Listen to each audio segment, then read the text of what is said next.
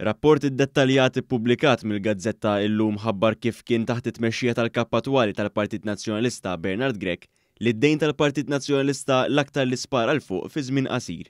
Il-Gazzetta tikkuntrasta dan ma' żmien taħt it-tmexxija ta' Adrian Dalija meta d-dejn kien beda jiġi kkontrollat. Dawn iċ-ċifri joħorġu minn analiżi teknika tal-kontijiet tal-Partit Nazzjonalista fuq medda ta' snin imqabbla mal-aktar dikjarazzjonijiet riċenti ta' Bernard Grech. Grech iddikjara pubblikament li l-Partit Nazzjonalista għandu 32 miljun euro f'dejn. Iżda l-aktar kontijiet riċenti dawk tal-2019 jiġdu li sa dakinhar id-dejn kien ta' 24 miljun euro.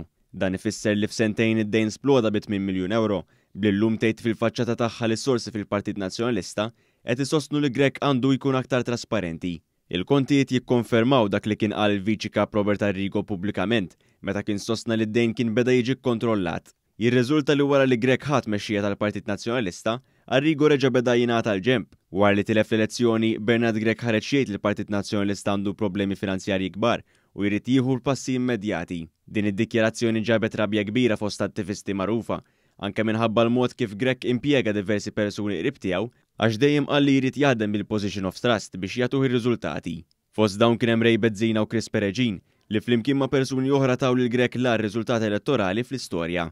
Intant ma' Times of Malta Bernard Grech kompla jbeżza li jekk mhux se jieħu d-deċiżjonijiet li għandu jieħu issa, lanqas biex jimpjega persuna biex tmexxi l-Uffiċċju Elettorali tal-Partit Nazzjonalista mhux se jkollu. Din l-aħbar li tixed falliment ieħor ta' tmexxija ta' Bernard Grech ħarġet f'mument meta Grech qed jitlob l-appoġġ tal-Kunsilliri u jwaħħal ftaqablu għal dak kollu li sar ħażin.